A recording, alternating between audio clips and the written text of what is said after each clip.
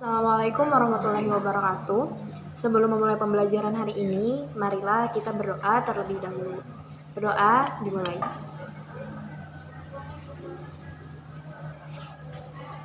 Berdoa selesai. Baik, Ibu akan mencek kehadiran dulu. Ada yang tidak hadir? Cukup, baik. Sekarang Ibu ingin membagi kalian dalam beberapa kelompok. Ada 4 kelompok, jadi silahkan kalian berhitung dari 1 sampai 4, kemudian silahkan berkumpul dengan kelompok masing-masing. Sudah? Oke. Sekarang Ibu ingin bertanya, apakah ada yang pernah membuat kue? Oke, pernah. Apa saja bahan-bahan untuk membuat kue? Iya, benar sekali. Ada tepung, ada telur, mentega, SP, dan gula, seperti itu ya. Itu secara umumnya. Nah, misalkan nih, pada pembuatan kue kita membuat 200 gram tepung, terus dicampur dengan 100 gram gula, terus lagi dicampur dengan 50 gram mentega. Kemudian produk ini tadi akan menghasilkan 350 gram adonan. Nah, melalui proses pembuatan kue, kita dapat mengetahui jumlah massa sebelum dan sesudah dari produk. Jadi, pembahasan kita hari ini mengenai hukum dasar kimia, di mana tujuan pembelajaran yang pertama, kalian dapat memahami tentang hukum Lavoisier, yang kedua kalian dapat memahami tentang hukum Proust, yang ketiga kalian dapat mengetahui dan memahami tentang hukum Dalton, yang keempat kalian dapat memahami tentang hukum Gay-Lussac, dan yang terakhir kalian dapat memahami tentang hukum Avogadro.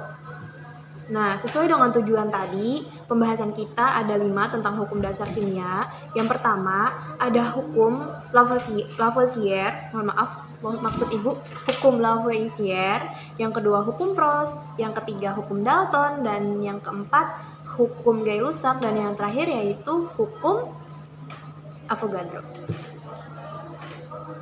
Nah, di sini Ibu sudah punya LKS, silahkan diambil perwakilan kelompok. Oke, sudah. Nah, kemudian Ibu akan menayangkan video, silahkan kalian amati video yang Ibu tayangkan.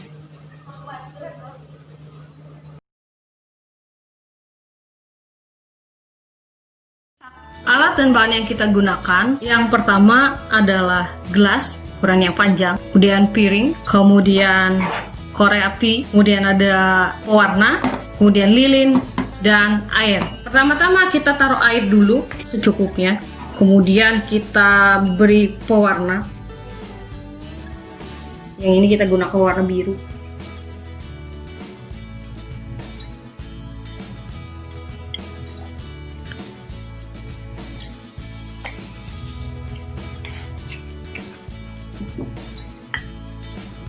Kita nyalakan lilin.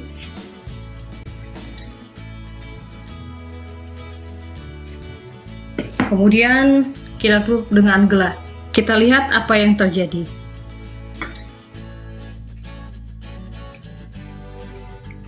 Kita perhatikan lilin semakin meredup. Lilin mati dan air pun juga naik. Setelah gelas menutup lilin yang terbakar, partikel udara panas yang bergerak cepat dan bertabrakan dengan dinding gelas dan molekul lain. Beberapa saat kemudian, lilin tersebut padam. Suhu di dalam gelas turun dan tekanan di dalam gelas lebih rendah dibandingkan dengan tekanan di luar gelas. Hal ini menyebabkan air berwarna terdorong masuk ke dalam gelas.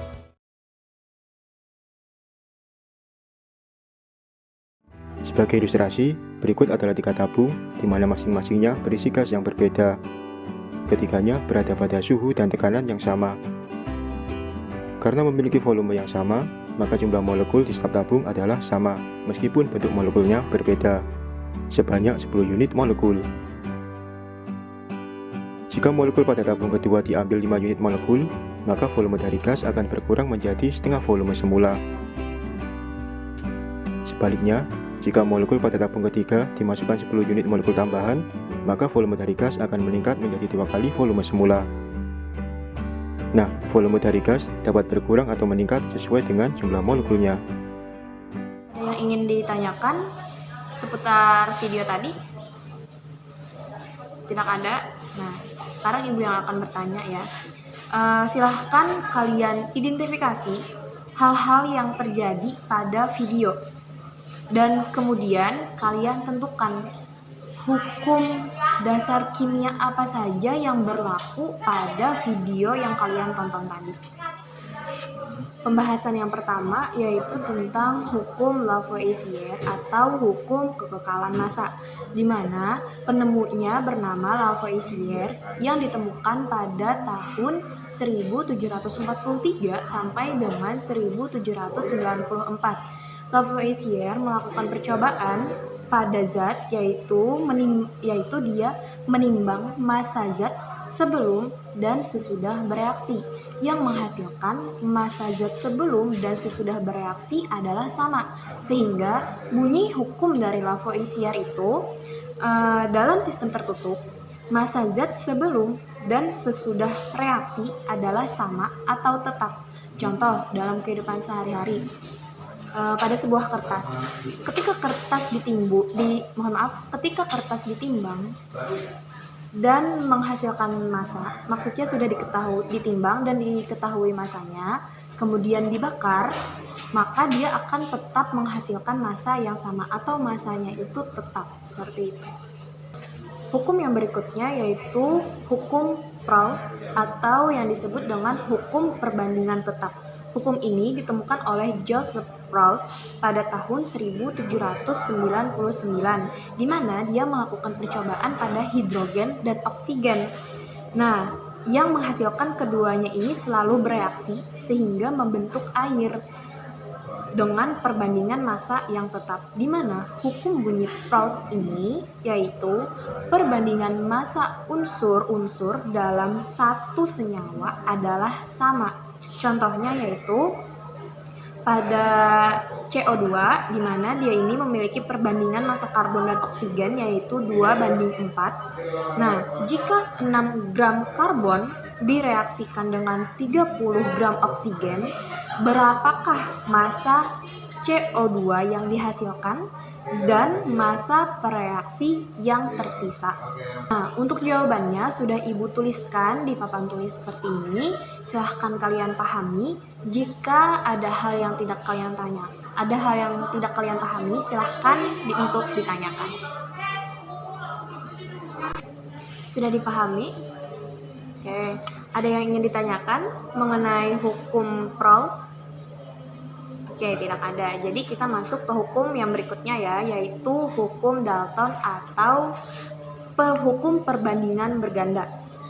Nah, hukum Dalton ini ditemukan oleh John Dalton pada tahun 1766 sampai dengan tahun 1844. Dia mengamati perbandingan berganda sehingga hukumnya ini berbunyi, bila dua unsur dapat membentuk dua senyawa atau lebih, maka perbandingan massa unsur satu dengan unsur kedua, massanya akan berbanding sebagai bilangan bulat dan sederhana. Nah, di sini sudah ada contoh. Yang pertama itu nitrogen dan oksigen. Dia dapat membentuk senyawa yang pertama yaitu N2O, yang kedua NO, kemudian N2O2, dan yang terakhir itu ada N2O4. Di mana di sini massa nitrogennya itu untuk N2O dia ada 28, terus massa oksigennya itu adalah 16 gram, kemudian perbandingannya yaitu 7:4. Kemudian senyawa yang kedua yaitu NO, dia memiliki massa nitrogen 14 gram, massa oksigen 16 gram, dan memiliki perbandingan 7:8. Senyawa yang berikutnya ada N2O2, dia memiliki massa nitrogen 28 gram, memiliki massa oksigen 48 gram, dan memiliki perbandingan 7:12. Kemudian senyawa yang terakhir dari nitrogen dan oksigen yaitu senyawa N2O4, di mana dia memiliki massa nitrogen 28 gram, massa oksigennya 64 gram, dan memiliki perbandingan 7:16. Sesuai hukumnya tadi, nah dari tabel ini dapat dilihat massa N dibuat tetap, yaitu sebanyak 7 gram. Di mana kita mengetahuinya 7 gram? Jika 28 dan 16 itu disederhanakan, maka dia memiliki perbandingan, yaitu tadi ada 7:4, 7:8, 7:12, 7:16. Nah, untuk massa nitrogennya di sini kita sederhanakan, itu kan jadi 7 semuanya. Nah, sedangkan untuk massa oksigennya dia memiliki perbandingan yang berbeda untuk keseluruhannya. Jadi di sini perbandingan dalam hukum Proust untuk senyawa nitrogen dan oksigen dari senyawa N2O, NO, N2O2, N2O4 itu adalah untuk perbandingan oksigennya dulu ada 4, 8, 12, 16. Jika kita sederhanakan lagi, maka perbandingannya menjadi 1:2:3 dan banding 4. Seperti itu. Apakah ada yang ingin ditanyakan? Tidak ada? Nah, baik. Akan Ibu teruskan ke hukum yang berikutnya, yaitu hukum Gay-Lussac atau hukum perbandingan volume. Nah, pada hukum Gay-Lussac ini dia membahas tentang zat-zat yang berupa gas, di mana pada tekanan, di mana zat gas ini dia berada pada tekanan dan suhu yang sama.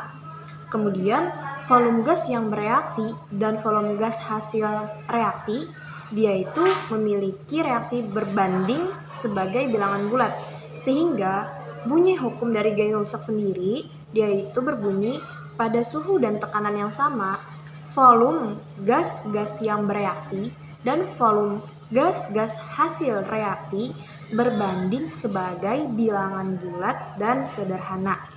Hukum ini ditemukan Joseph Gay-Lussac, nama lengkapnya, pada tahun 1808, di mana dia itu melakukan percobaan mereaksikan gas hidrogen dan nitrogen sehingga terbentuk amonia.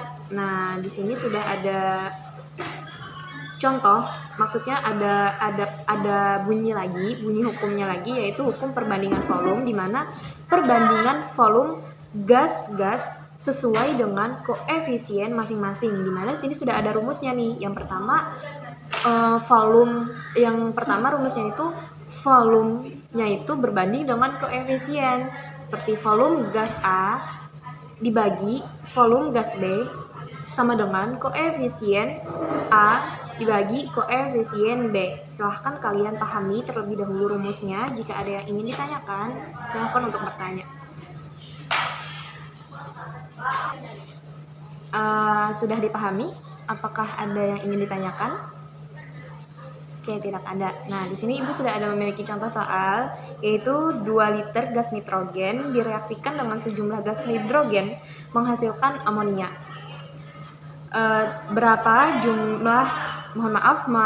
volume gas hidrogen yang diperlukan bila kondisi reaksi suhu dan tekanannya tetap?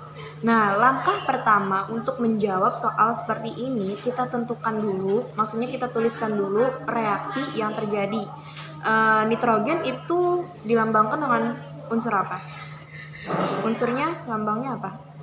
N, ya benar, N2 dalam bentuk gas. Terus direaksikan dengan hidrogen, yaitu 3H2 dalam bentuk gas. Kemudian menghasilkan reaksi 2NH3. 2NH3 itu sama dengan amonia. Dia dalam bentuk fasenya itu tetap dalam bentuk gas. Kemudian kita tuliskan diketahuinya. Diketahuinya pada soal tadi apa? Iya, benar sekali. Volume N2 yaitu sebanyak 2 liter. Kemudian yang ditanyakan apa? volume hidrogen, benar sekali. Baru kita cari rumus yang sesuai dengan apa yang diketahui dan yang ditanyakan. Di sini kan yang ditanyakan adalah H2.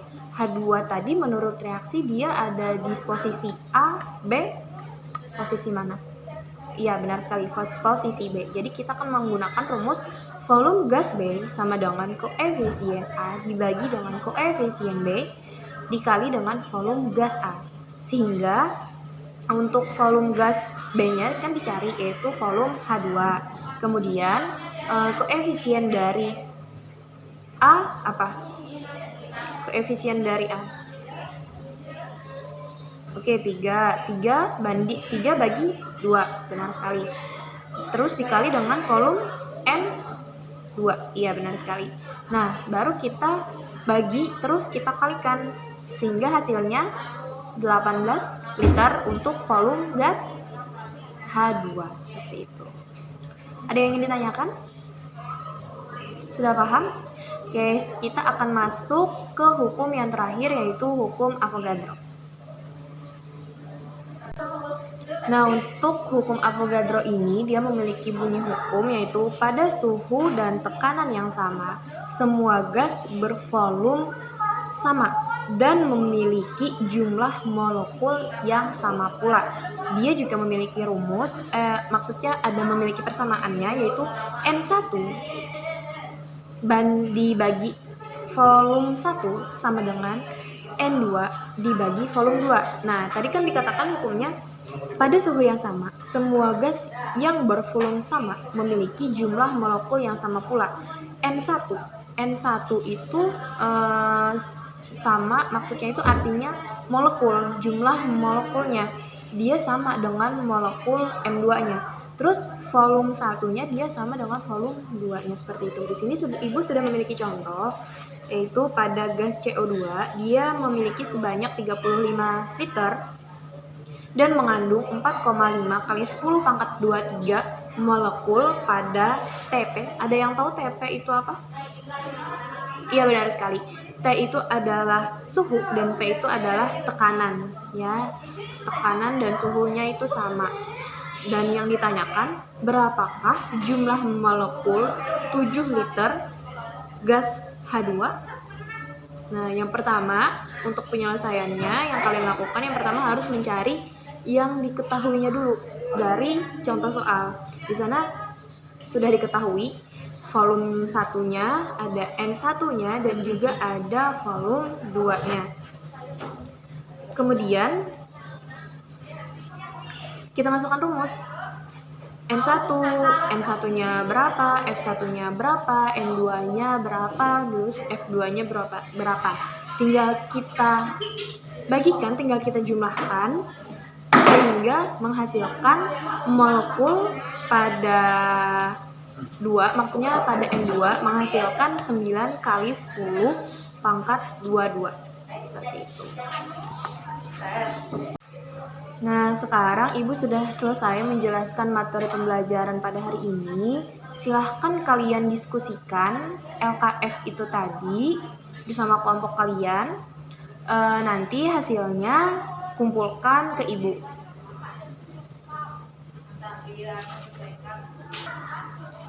Sudah selesai mengerjakannya? Oke, sudah. Sekarang siapa yang mau presentasi terlebih dahulu tentang jawabannya? Kelompok 1? 2? Oh yaudah, kelompok 4. Oke, kalian semua di sini sudah selesai presentasinya dan Ibu lihat dari jawaban kalian di sini sudah benar semuanya, yang artinya dapat Ibu simpulkan bahwa kalian sudah memahami tentang hukum dasar kimia, ya. Oke. Sekarang Ibu tutup pembelajaran pada hari ini dengan membacakan hamdalah. Alhamdulillahirrahmanirrahim. Ibu mohon maaf jika ada salah-salah kata. Terima kasih. Wassalamualaikum warahmatullahi wabarakatuh.